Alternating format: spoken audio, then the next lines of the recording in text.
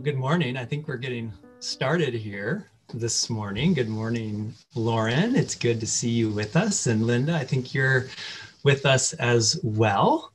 Linda is one of our care companions. We have a really fun service planned for you this morning. Lauren, do you want to say just a word or two about what's going on this morning?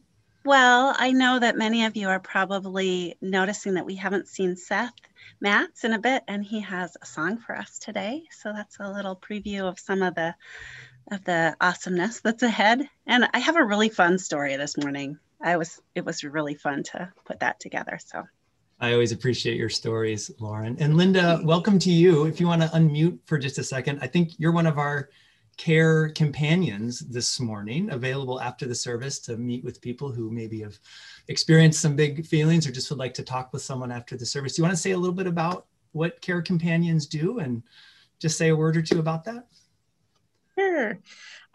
So we used to call ourselves pastoral care visitors, but we thought that name is old and outdated. We need to get into the 21st century. So we are now calling ourselves care companion because we're kind of all about just being with people, people just like us. And we are just kind of trained listeners and thoughtful people and just ready to extend two good ears. So grateful for your presence. And there's Hannah. Hi, Hannah. If you want to unmute real quick, you can say hi. Hi. So yeah, Hannah, we thought it would be helpful if people could see us before the service. Absolutely. Yeah. So they're not joining a box. That's exactly right. Yeah. And I know that the two of you and all of the care companions have been doing a lot of work with Karen Hutt and with the Reef, Mom Donnie, and are just really there to accompany people with whatever they're experiencing in this time we're in. And you're both available after the service. There'll be a link to connect with them. You'll see at the end of the worship service today. So thanks for being with us this morning, both of you, and the ministry you do. We'll get started with our service this morning. I want to say good morning to everyone who's coming in. I see that you're all saying hello in the chat box. That's wonderful. My name is Reverend Justin Schroeder. I'm one of the ministers at First Universalist Church, and really delighted you're joining us. If you haven't yet had a chance, or you're just coming in and hearing my voice, you're welcome to say hello in the chat box and let us know where you're coming in from. I want to extend a particular welcome to those of you who are with us for the first time this Sunday, or maybe have been here just a couple of times with us these past Sundays. We're so glad you're with us. Following this service, if you've been with us just a few times and are ready to learn more, we're offering our first step class. It's about a 45-minute class, kind of an overview and orientation to the church, kind of a pathway, some of the first steps you might take in your journey with us to learn more about First Universalist and Unitarian Universalism. We hope you'll join us for that class and come into the Zoom room with your video on so everyone can see each other and welcome one another into that space. Friends, these are challenging and difficult times we're living in. And in times like this, it is clearer than ever that we need communities to be a part of. So if you're hungry and yearning for connection that is deeper than just the Sunday morning worship, if you're hungry for a community with other church members, I invite you to consider joining one of our small groups. You can sign up this week. A number of those groups will be starting next week. I think we'll throw the link in the chat box. You can also find this on our website and sign up from the website as well. But this is an opportunity to join with 8 to 10 other church members for a place of really intentional reflection and listening and centering and meaning making in this time of pandemic, in this time of deep challenge for so many of us. So I hope you'll consider a small group. I also want to let you know that following the service, we're offering 2 fellowship hours, one for Black and Indigenous and multiracial people of color, and one for all identities. We're also offering our UU 12-step recovery group today after the service at 11:30. And as always, we're offering our religious education classes for kindergartners through 9th grade. And at 1:30 this afternoon, our multiracial BIPOC youth group is meeting. You can learn more on our website, and on the front page of the website, click on Post-Worship Sunday links to find links to all of these things we're offering today. And this morning in our worship service, we're introducing our holiday giving campaign and recipient. This is a program that we've been doing for a number of years now, a time when we collectively reimagine the deeper meaning of the holidays. And when we invite you, if you are able, if you are willing, if this resonates with you, we invite the congregation, as they're able, to reduce their holiday spending, and then together we make a collective gift to our holiday giving recipient. So you'll hear more about that in the service today. And I want to acknowledge, just on the front end, that we all come into the holidays with really different experiences. We come into the holidays from different places with different lived experiences. And so if the holidays are feeling particularly challenging for you this year, whether that's because of financial reasons or emotional reasons or spiritual reasons, whatever it might be, if it's a challenging time and this holiday giving project feels like the last thing that you're able to consider, we get it. We're here for you. We invite you to please reach out to us to let us know how we can support you in what is a challenging time. So once again, welcome.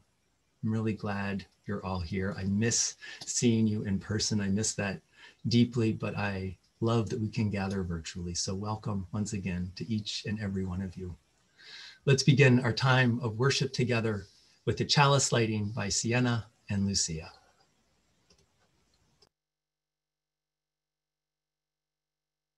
Please join us in saying the words for lighting our chalice. Love is the spirit of this church, and service is its law.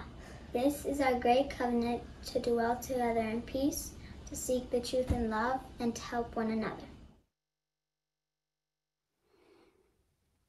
I have a story for you today, and it's an old Yiddish folktale, and it goes like this. There once was a man who wished his small and noisy house were larger and more peaceful. So he went to the wise woman of the village, and he told her of his problem, and she agreed to come and have a look at his house. When she arrived, she took a good look around.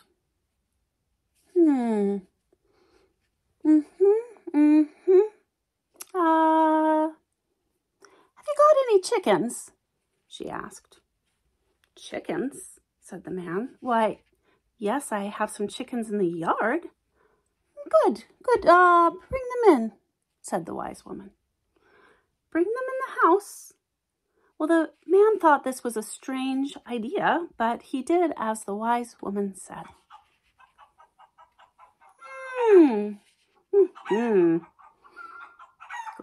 Good.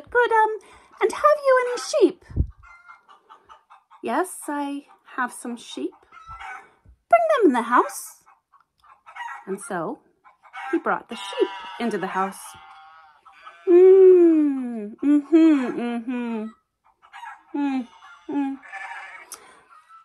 How about a cow? Yes, he had a cow, and it came into the house too. Nearly. A horse? Well, the man had to admit, he had two. In they came. The house was full to bursting with animals, and they made such a loud ruckus. Before long, the man said, Stop, I cannot take this anymore. It's far too loud in here. It's so crowded, I can barely move, and it's so loud I can't even think. Well, take the animals outside, said the wise woman. And so he did. Once he'd finished putting all the animals back in their pens and back in their yards, he went back into the house. Without the animals, it was so spacious and so peaceful. I hope you will find a little bit of spaciousness and peace in the time that we are together. And let's begin creating that together with this beautiful music from Amy K. Bryant and Franco Holder.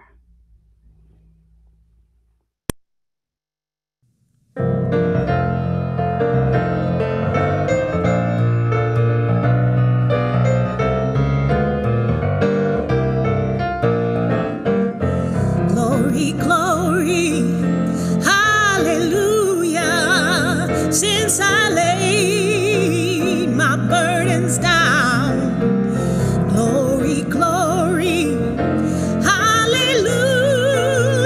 Since I laid my burdens down, I feel like shouting, hallelujah.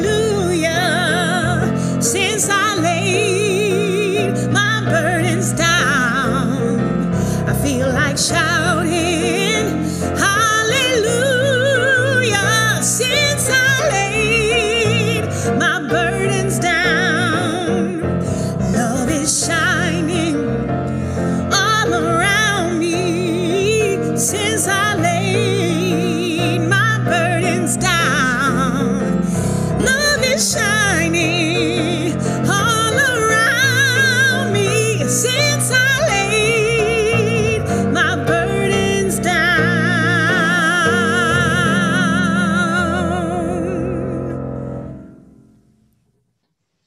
Oh, thank you, Lauren, for your story. That was really, really wonderful. And thank you, Amy and Franco, for singing and music. Let's let that song live in us a little bit longer this morning. Let's let those words hold us this morning as we move into a time of prayer. Let's imagine the joy of laying our burdens down. Imagine the release, the ease we might feel in our shoulders and our stomach and our jaw as we set those burdens down. What a good practice this is, to set down for a moment, if we can, the burdens and worries we carry.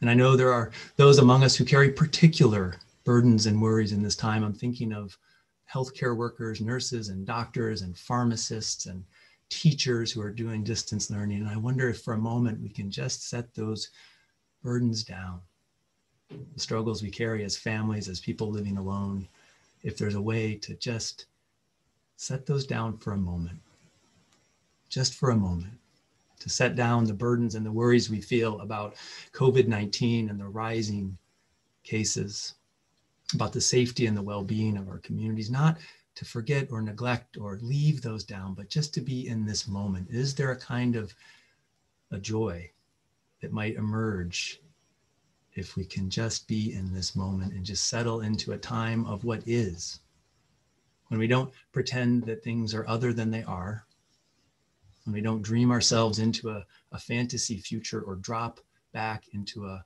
perfect or better past. But is there a kind of joy that can emerge when we just embrace what is in front of us, what is right here, when we embrace the time we're in, the realities that we're confronting? And in the midst of that, in the midst of all that, is there a joy, a gratitude, a singing that might momentarily emerge as we lay down our burdens? Might we in fact sing, glory, glory, hallelujah? It's true that we're in a time of wild climate weirding and climate change, a time when there are deep divisions in our country and our families, in our communities, a time when we wonder about how healing is even possible. We're in a time when the holidays, whether it's Diwali or Thanksgiving, Christmas or Hanukkah, Kwanzaa, whatever it is, they will be so different this year, as we will not gather with extended family and friends. And maybe this is a relief to some of us, but I know it's deeply painful for many of us. But this is what is, friends. This is what is in front of us. This is the time and the moment we are in. It is no more or less than what it is.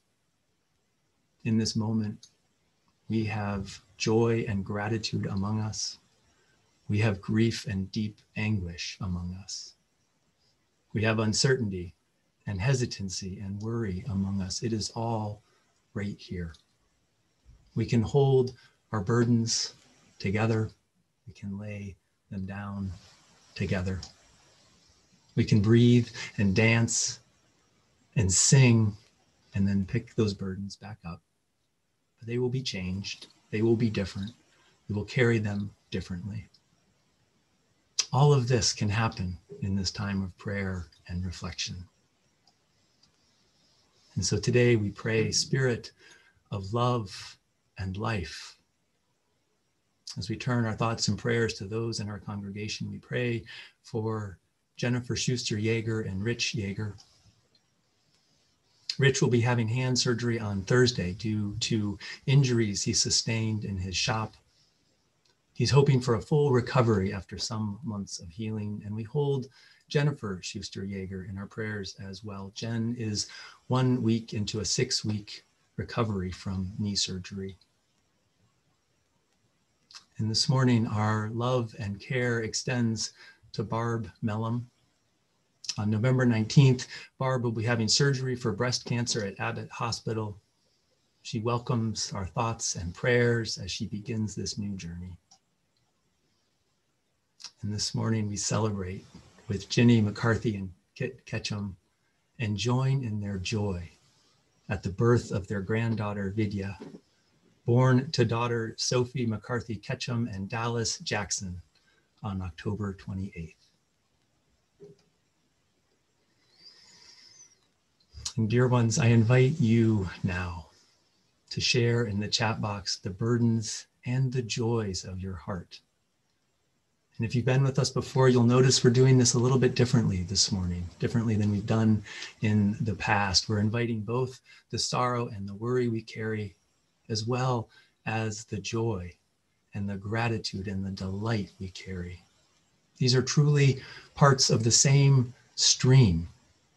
And I invite you now, as you share your joys and concerns in the chat box, to witness the river that is our collective life, to witness this river of joys and sorrows, these joys and sorrows of being human, to witness that river flow through this space and through the chat box now.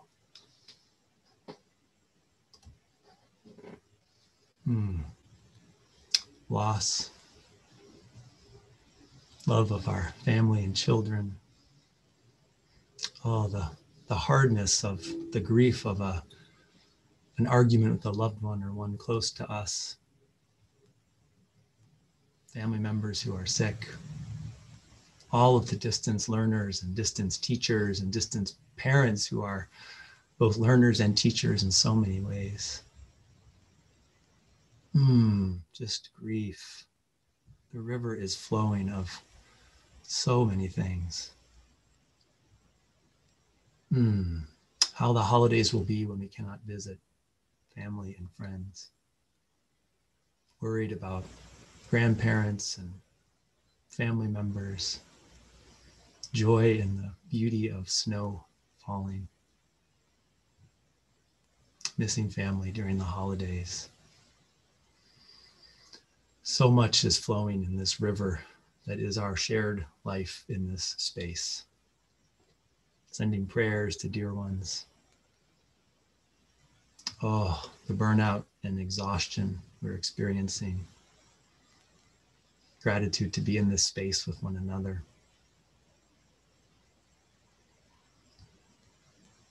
So much is flowing. Beloved animals that are sick or dying.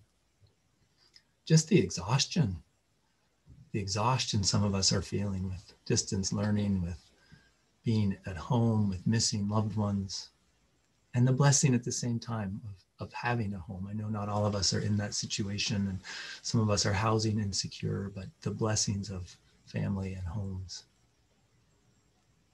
Gratitude for healthcare workers and other essential workers. And for sleds. I love, maybe there's some kids with us in this time of prayer, adding your truth and wisdom to this river of joys and sorrows. Gratitude for democracy. Loss of a parent. Feeling that loss in a particular way this season.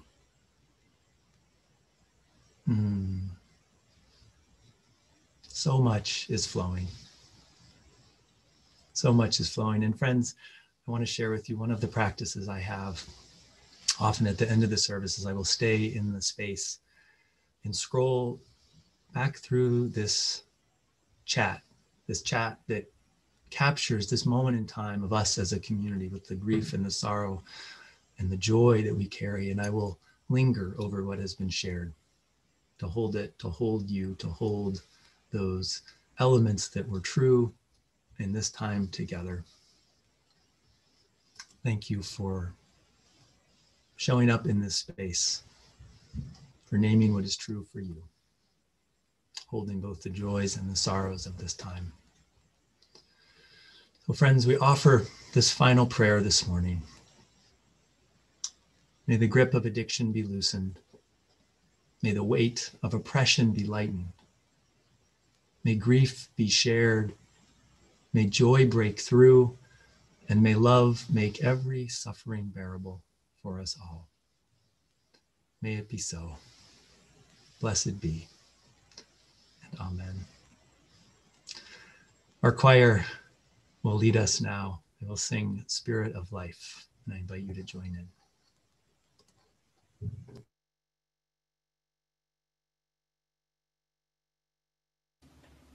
Spirit of life, come unto me. Sing in my heart all the stirrings of compassion. Blow in the wind, rise in the sea. Move in the hand, giving life the shape of justice. Roots holding thoughts, wings set me free. Spirit of life, come to me. Come to me. Thank you. Thank you, choir. It's so good to see so many of you and to hear your voices. So friends, I want to share just a little bit about Black Lives of Unitarian Universalism. It's an organization formed in the summer of 2015.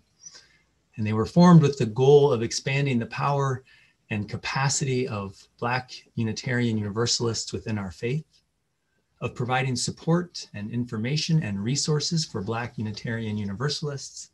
And they were formed with the goal of justice making and liberation through our faith.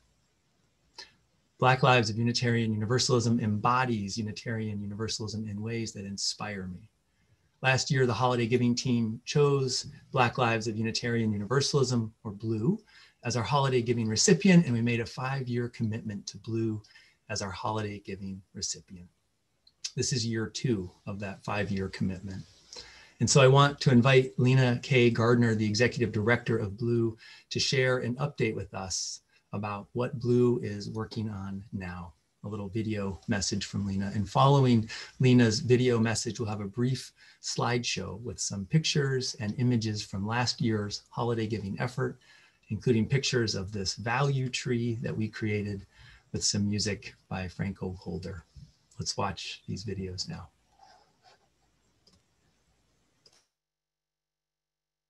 Hi, everyone. I'm here to just give you a little update about BLUE, the Black Lives of Unitarian Universalism. My name is Lena Catherine Gardner. I am the executive director. And for those of you who don't know, I do live here in Minnesota. The updates that I have for you are really centered around 2 things that we're really excited about right now. The first is that we have entered into phase 1 of our BLUE Northside Housing Cooperative. This is an initiative to build between 30 and 34 units of housing on 8 different lots of land that are all located in North Minneapolis. They are not connected to each other. They are all individual lots of land. And so according to the size of each of those lots, we will be putting hopefully up a 3, 4, or 5-plex on those properties. We've signed with an amazing Afro-Brazilian architect. Her name is Damaris Hollingsworth, and she runs her firm, Designed by Mello. And we are in the early phases of the project right now, doing what's called site fittings and feasibility. So that means working with the city to figure out what would be appropriate for which lot according to the size and requirements on that lot. It's really exciting to be embarking on this journey. We are hopeful that we will be able to complete it in about 2 years. And the really exciting piece of the project is that it's going to be both a housing cooperative and a land trust so that it will be permanently affordable. We don't have lots of details right now about the financing structure and what that looks like, but we really hope to get Black and Indigenous single moms housed in these units. And we really hope that it helps both build community and build people's individuals' wealth. So that is the most up-to-date information I have for you regarding our Blue Northside Housing Cooperative. The other really exciting project that I want to talk to you about is called Blue Havens. Since Blue started, Black Unitarian Universalists from all over the country have been asking us to be able to have in-person gatherings and to be supported by a faith community. And that is happening now. It took us some years to get ourselves established, and we are excited to announce today that Blue Havens are launched in Akron, Ohio, Asheville, North Carolina, Chicago, Dayton, Ohio, Philadelphia, Richmond, Rockville, and Topeka, Kansas. We could not be more excited about the first Blue Havens. A haven is a small group created by and for Black Unitarian Universalists and Black folks who may not be UU, but who share our values. Blue Havens are places for Black folks to connect socially and to engage in organizing efforts locally. We are so excited about this. We're going to keep going forward. We're going to keep expanding Blue Havens as we can during a pandemic, during lots of social and political questions, but we continue forward, and we're so grateful for your support. And yeah, it's really exciting. And of course, we still offer monthly worship 2 times a month on, I think it's the first Thursday and the third Sunday. The Sunday worship is in the late afternoons, and the Thursday worship is in the evenings. You can visit our website or our Facebook page at Black Lives of Unitarian Universalism to get more information about those things. And our worship spaces are sacred Black space, but you are invited, if you are not Black, to invite other Black folks in your life to worship with us on Zoom. It's always been digital. And I guess the very last thing, there's one more thing. We launched just a few months ago our blueberries jams, which are actually not food, contrary to what they sound like, but they are our youth programming, and they happen on Saturdays. And you can visit our Facebook page again or our website for more information about when we have our Blueberry Saturday jams. Right now, they're mostly for older school age kids, but it's a really exciting programming, and we're growing it. And everybody is welcome there. If you're for Black children, if you're a caregiver or parent of a Black child, even if you're not Black, you are welcome to bring your Black child there. So that's what I have for you. Thank you so much. Love you all. Bye-bye.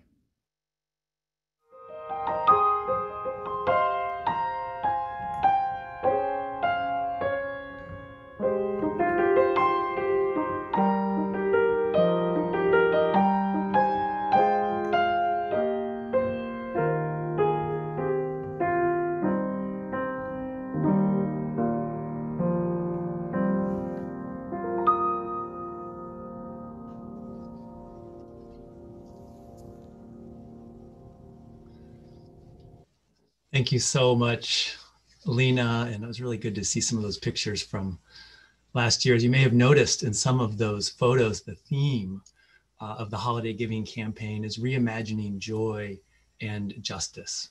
And so as a part of the service this morning, we've created just a couple of very short videos of holiday giving team members sharing reflections and stories about the work of reimagining joy and justice, and how we can do this through supporting Blue, but also how it lives in our own lives, or might live in our own lives. So first you'll hear from the Lamboglia family, who reimagined how they might do gift giving during the holidays as a larger extended family, and kind of reflected on what brings them joy. And then following that, you'll hear briefly from Isabel Quast, my co-chair on the holiday giving team, about why we've chosen Black Lives of Unitarian Universalism and what it means to support Black leaders. Let's watch those videos now. Hi, Sienna. See my mom and Aunt Poppy at the bowling house. That's right. We are the Lamboglias. Last year, we were part of the holiday giving team, and we were able to think about ways we could get joy from the holiday season for us and for others. So we decided to eliminate the gifts that the grown-ups got within our family. Because when the grown-ups got together and opened their gift cards, wasn't very exciting. It did not bring us joy. What are some things that we could do this year? We could decorate a tree and make cookies. That's right. And we could put the cookies into a bag that has a bunch of stuff that they might need. Kind of like a care package, Lucia? Yeah. Oh. And some cards. Oh yeah, you can make a card? Ah. What can we do with that, Sienna? I know. What? That's the skateboarding. You can do skateboarding again? Yeah. That would be fun. But we can deliver them, you know, those care packages as gifts for families that might need something for the holidays. Or we can also place a phone call to people that might be a little lonely during this holiday, especially given COVID. So we hope you can find something that brings your family joy and brings joy to others this holiday season. That's right. Happy holidays. Happy holidays. Good morning. My name is Isabel Quast, and I am co-chairing the Holiday Planning Committee with Justin this year. When our committee first started meeting in May of 2019, we quickly landed on 3 objectives we are hoping to accomplish. First, that our group itself would be intergenerational, so we included families and individuals from the congregation to be part of our committee. Second, any organization we partner with would be actively working towards racial justice. And third, that this organization would have similar values to ours, so we could continue to ground ourselves in our UU faith. After much deliberation, we partnered with Blue, Black Lives of Unitarian Universalism. We also committed to a 5-year partnership with Blue for our holiday giving campaign. Now, Blue is a national organization, and our own congregation's Lena Gardner is the executive director. As a national organization, Blue is working towards racial justice and helping Black folks connect and reconnect to their UU faith. However, one of their biggest objectives and projects is currently taking place in our own backyard.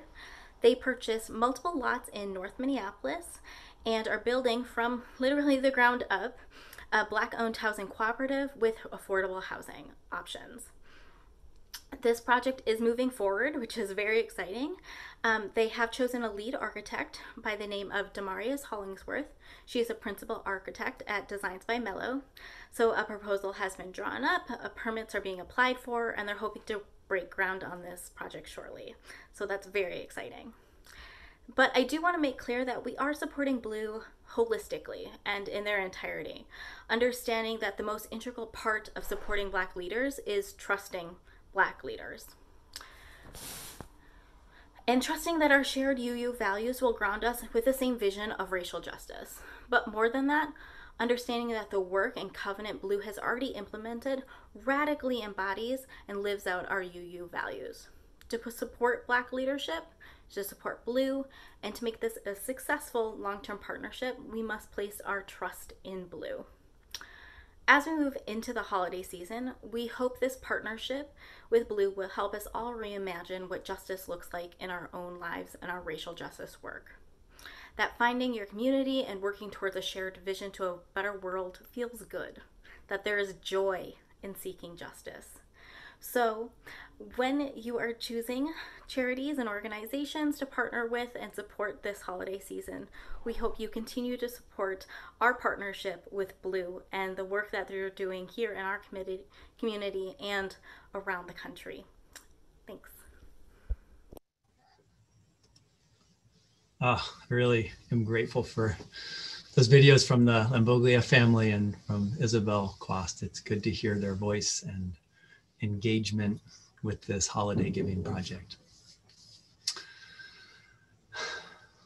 So as COVID-19 cases rise, and it looks like we may be headed toward another lockdown, I am remembering the first global lockdown when planes stopped flying, when most cars stayed parked, and everything stopped or slowed down, most things.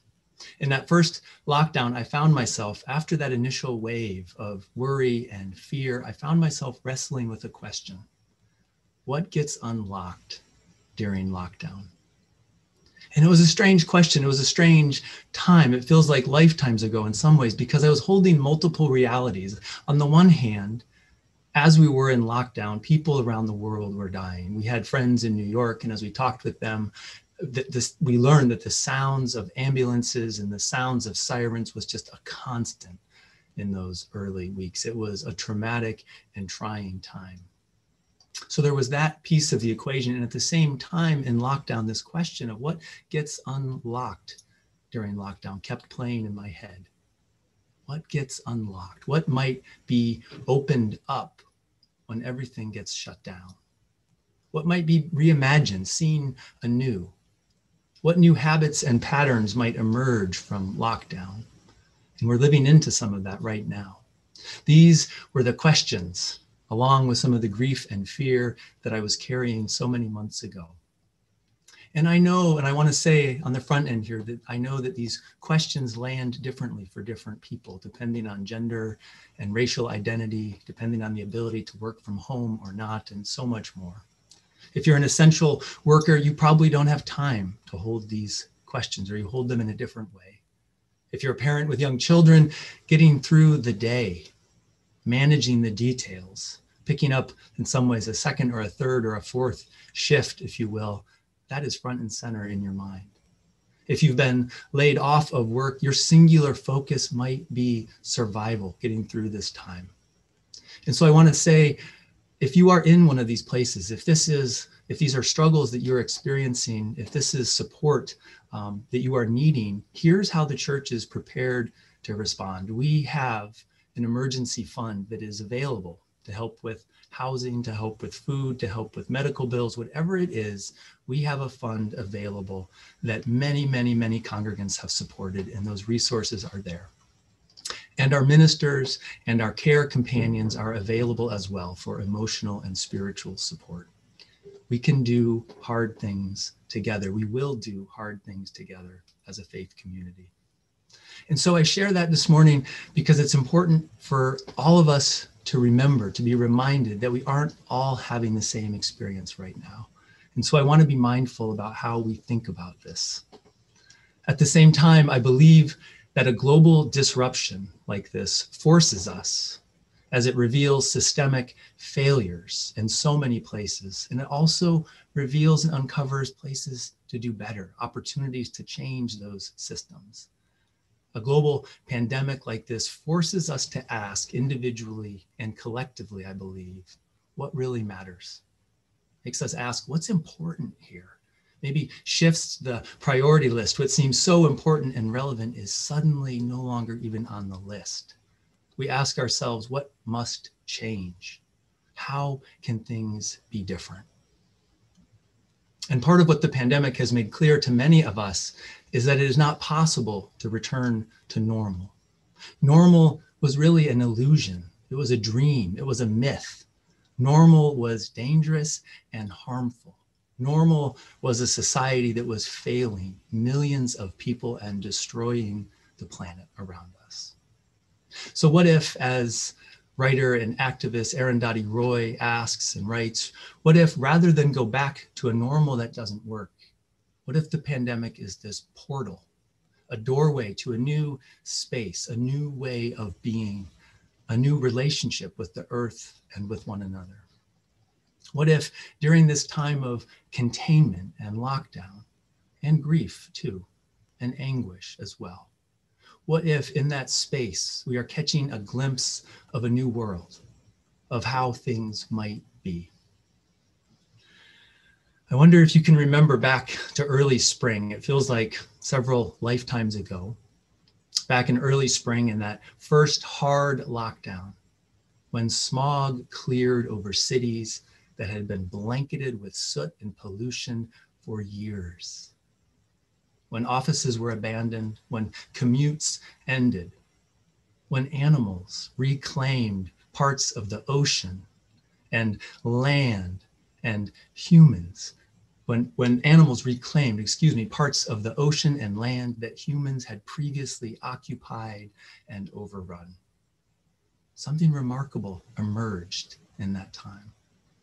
One article I read referred to this time as the anthropause, or the pausing of human activity. Anthropause, of course, being a play on the Anthropocene, this geological era that we are in right now.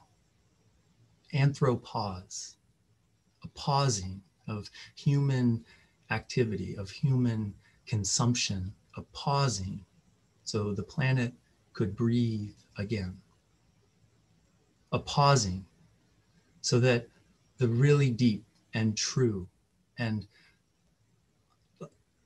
unavoidable interconnectedness of our lives and our living could become more evident. And now, again, I don't mean to deny or to ignore the very real costs of the pandemic and the loved ones lost, the illness that so many are experiencing, the jobs lost, or the impact of this time on mental health and well-being.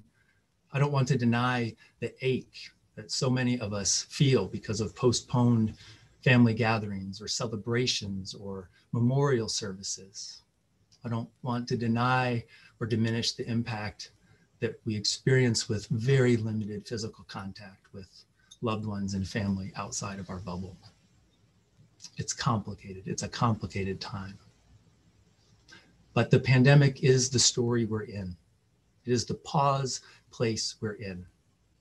And the pause can be a place where wisdom resides. Spiritual practices across all religions and cultures and times, they are in essence about the pause, about the emptying, the noticing, the attending, the going slow, so that we can learn to respond rather than react, so that we can see with new eyes and hear with new ears that which is in front of us or that which is beginning or desiring or yearning to emerge. And in so many ways right now, hard as it is, we are still in something of the anthropause right now. And I wonder, what are you noticing in the anthropause? What are you reimagining in your life and in our common life?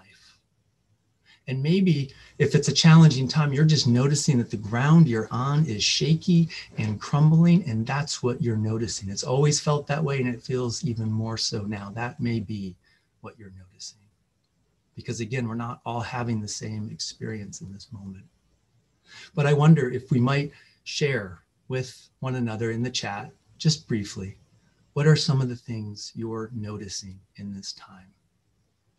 And I would invite you, as you reflect on this, there may be things that jump to mind immediately, noticings or reflections you've had in this time, to share those in the chat box. What are you noticing in this time of anthropause? What new insights? What new observations or knowings have been unlocked in you? What is clearer than ever? What are you noticing? Noticing our pets differently, our clothes. Yeah, I noticed that too. So many clothes sometimes. For friends and family, noticing our resilience and strength. paying more attention to nature, seasons, recognizing the changing of the seasons. Oof, the strength and fragility of relationships. I have been deeper and closer with some friends, and I've also had friendships end in this time. New friends as well as old ones. Community. Noticing our house plants, how simple life can be. The reaching out we do to check on one another. Less shopping, yes, less shopping. A supportive environment at work. Deeper relationships with people, less stuff. Noticing how destructive it might be to build a community and a city around cars. Reading more books. Noticing how important people are to us. Regular walks, walking, being in our body, noticing our body and breath and movement. The lifelines that family and church and community can be. The tension of this time. Enjoying, I think if you're extrovert, maybe there's particular tension of this time, but that dance between alone and community. Neighbors being friendly, so much noticing. And children too, if you're with us in this space with your adults, and if you haven't already, what are you noticing in this time? Maybe it's about distance learning, or maybe you're homeschooling, or maybe you're helping out in the house in different ways. We're instituting different rules for our boys in our house. Different sleep patterns, finding a different sleep pattern. So much noticing. Noticing the love of family. My gosh, I wasn't sure if there'd be so much noticing, and I'm delighted that there is. Power of music. Oh, noticing the power of imagination and creativity. And I've been noticing too, just the way things have been unveiled in my own thinking, and what I thought was set and certain and true, like an office space or a commute or the ability to work from home or not. All of that feels up in the air, and hard things have been unveiled too. Noticing how much I don't need. Yes, so much noticing. One of the things, you can keep typing. I'm gonna just reflect and keep reflecting as you type. One of the things I noticed when I thought back to early spring, I was so struck that for many, many white folks, the murder of George Floyd unlocked these slumbering hearts and conscience around the country. In the weeks following that murder, there were estimates that 15 to, I think it was 25 million people participated in demonstrations across the country, making it the largest movement in United States history. So there was this thing that got unlocked, something that white Americans saw, and I would say people of color are leery that white America will go back to sleep after such an awakening moment. This anthropause has unveiled the existing disparities among us, and in some cases it has exacerbated and really highlighted them. But I think back to the story that Lauren shared earlier, the story about the man wanting some help, some peace and some quiet, and filling up, and the woman saying, fill up your house with chickens and lambs and a cow. And I wonder about that story, these new insights that have emerged for us, these things that we've caught a glimpse of, that we've experienced, we've felt in our bodies, that we just don't want to let go of. One of those things for me is I'm noticing that I am valuing people 100% more than I'm valuing things. And that has made me curious about how I will approach holiday giving this year. And it's time for just a really honest confession with you all, a confession that in years past, when we've talked about holiday giving at church, when we've invited families to consider reducing their spending and consumption, to consider cutting their holiday spending in half, and to give what they save to our holiday giving recipient, the confession is this: I've only half-heartedly followed my own advice. That's just true. because there are patterns and habits around the holidays that have existed for a long time. Now, I know this isn't the case for all of you. I know some of you, when we put out this invitation to think about the holidays in new ways, you really took it seriously. Maybe you really did take inventory of all of your holiday spending, the food and the wrappings and the gifts and the travel and all those things, and cut that in half. I kind of did that in a half-hearted way. I did it, but not super seriously. And it's complicated, right? Like our families and extended families, it's complicated. So I'm grateful we get to practice this new orientation to the holidays every year, because it really does take practice for something to become a habit. In my immediate family, we do have this secret Santa gift exchange, randomly pulling names out of a hat and then buying a gift for one person. But in my larger extended family, there's less of a shared agreement about fewer gifts, and aunts and uncles and grandparents love to splurge on the kids, which I totally understand. And I had a moment, I want to share this with you. I had a moment in the context of holidays and stuff when I returned from sabbatical, and I was back in our home after our renter had left. And I remember standing in front of all of the boxes and stuff that we had packed up and put in one room, just full of boxes and stuff. Much of it was toys for the kids in these boxes. And I remember just standing there thinking, this is so much stuff. This is so much stuff. And I had just come back from an experience where we were essentially living out of suitcases for 6 months, and it had worked fine. It had been a blessing and rich and delightful. And my brain couldn't compute everything that was in front of me in these boxes. So this holiday season, things feel different to me. The anthropause has shaped me. The feeling of we can't return to normal is stronger than it's ever been. And the recognition that holiday consumption and the extraction and production and transportation and waste is intimately tied to environmental justice and human justice, that understanding is stronger than ever. The anthropause has helped me deeply see that I want a more joyful and a more just world. So I'm coming at this holiday giving thing anew, rethinking everything. And because of the pandemic, this is one of the things that popped into my mind. Because of the pandemic, we're not going to be doing our regular air travel over the holiday season, not flying on an airplane. So that is 4 tickets that we're not spending money on. So I'm curious as I dive into this, what else will unfold? Curious about what new patterns might start to live in my life, in our lives. And curious about what kind of collective gift we'll be able to make to Black lives of Unitarian Universalism on December 13th, when we hold a very special offering that Sunday and bring all of those holiday gifts to share with Blue. So friends, holding these questions and these realities in this difficult time, in this pause time, in this pause place of grief and worry and anxiety and possibility, that feels good and right to hold those questions. To know that our consumption patterns can change, our larger societal patterns can change. We can joyfully redirect our spending in order to create more justice in the world. In this past year, your learnings may be different than mine, and I suspect they probably are in many ways.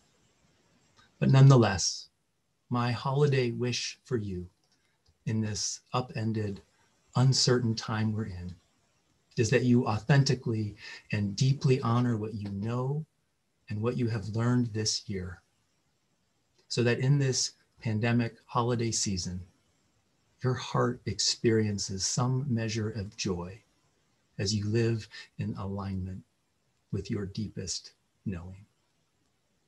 May it be so, and amen.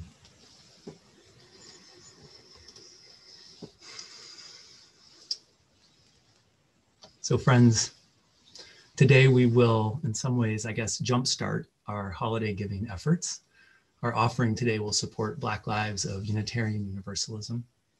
As you heard me say earlier, Blue was formed 5 years ago, and they strive to be a dynamic and nimble and responsive group of fierce and loving Unitarian Universalists, committed to supporting Black Unitarian Universalists, increasing power and capacity as Black Unitarian Universalists, and working for justice making and liberation through our faith. And so this morning, I invite you to be as generous as you are able And if a financial gift is not possible because you are struggling or something is just challenging in your life right now, know that we are here for you.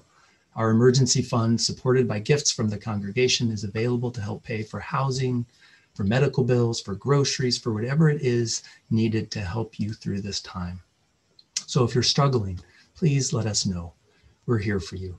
You can give online, you can give via your phone, text to give, you can write a check to the church. All of that is outlined on the slide in front of you. And your gifts today, or your blessing, if that's what you offer, will support Black Lives of Unitarian Universalism.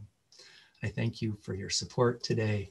And as we give and receive our offering, Seth Matz, our young children's program coordinator, will sing "We Shall Be Known." This song includes a familiar clapping pattern, so feel free to clap along with me.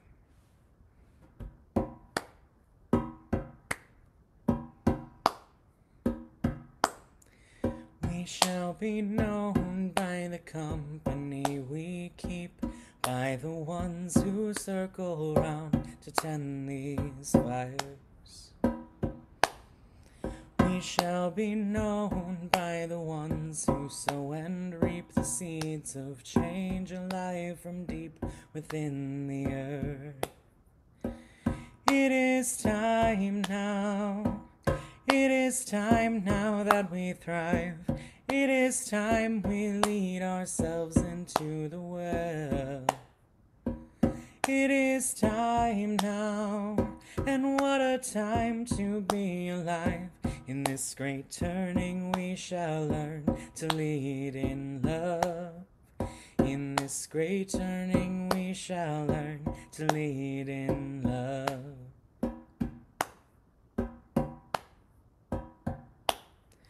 We shall be known by the company we keep, by the ones who circle round to tend these fires. We shall be known by the ones who sow and reap the seeds of change alive from deep within the earth. It is time now. It is time now that we thrive. It is time we lead ourselves into the well. It is time now, and what a time to be alive.